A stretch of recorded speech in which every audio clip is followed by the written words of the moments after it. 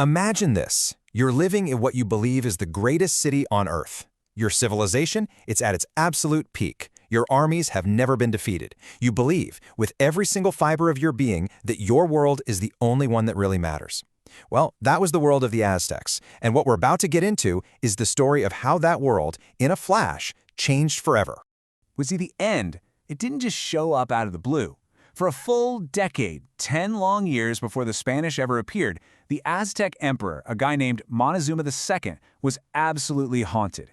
He and his entire empire witnessed a series of terrifying omens, signs that they believed were divine warnings of a catastrophe on the horizon.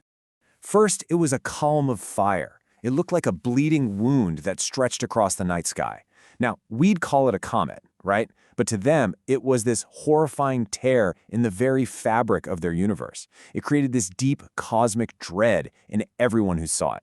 And then something just impossible happened. The great temple of Huitzilopochtli, their god of war, their most important deity, it just spontaneously burst into flames. No lightning, no arson, no earthly reason at all. It just erupted. A terrifying sign that the gods themselves were angry. Okay, so you've got fire in the sky, your most important temple burns down for no reason. What's next? Well, the earth itself starts acting up. The water of Lake Texcoco, the very lifeblood of their capital, started to boil and churn like a raging storm. But here's the thing, there was no wind. The world was breaking its own rules. But maybe the weirdest, the most specific omen of them all, happened when some fishermen brought the emperor this bizarre bird. It had a polished mirror embedded in its head. And when Montezuma looked into it, he didn't see his own reflection. No, he saw the night sky, and then a horrifying vision.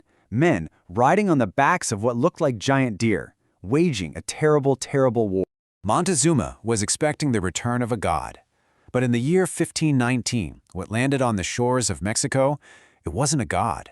It was something far more unpredictable, and ultimately way more dangerous. It was 500 desperate men, led by a disgraced lawyer turned rogue adventurer named Hernán Cortés. Now, to really get what happens next, you have to understand Cortés's situation. This wasn't some official sanctioned mission from the King of Spain. Oh no, he was acting completely illegally. He disobeyed direct orders from the governor of Cuba, basically stolen his ships, and set sail without permission. For him, going back home meant prison and probably execution.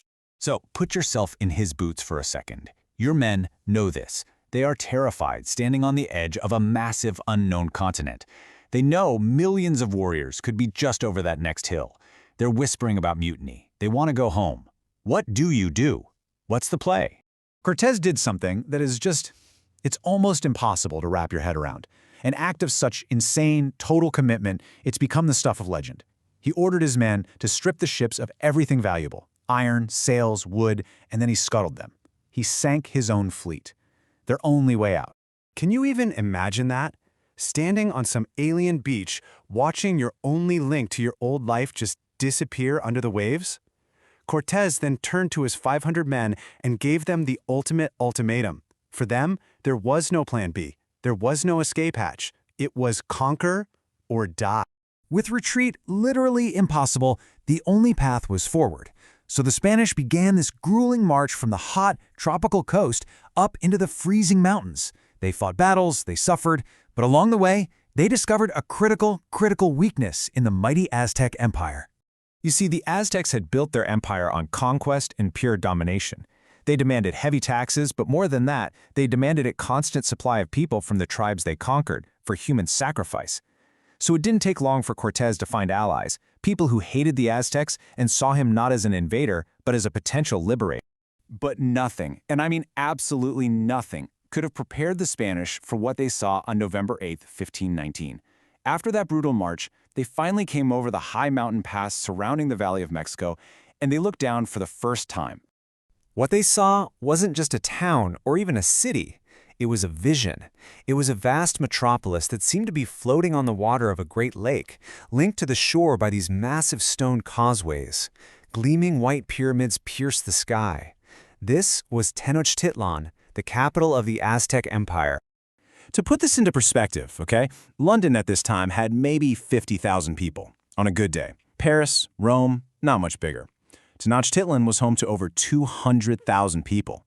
It was one of the largest, most complex cities on the entire planet. And we're not just talking about size. These Spanish soldiers, they came from the filth of 16th century Europe, where you literally threw your sewage out the window into the muddy streets. And here, they saw the Aztecs had a force of 1,000 street cleaners. They had aqueducts bringing fresh running water into the city. They even had huge botanical gardens, something that didn't even exist in Europe yet. The sheer disbelief of it all is captured perfectly by one of Cortés's own men, a soldier named Bernal Diaz del Castillo. He wrote in his diary that it was like something out of a fantasy story. He said that some of his fellow soldiers literally asked if what they were seeing was even real, or if they were all just trapped in a dream. It was a paradise, a true marvel of engineering and civilization. But this paradise had a dark, bloody secret.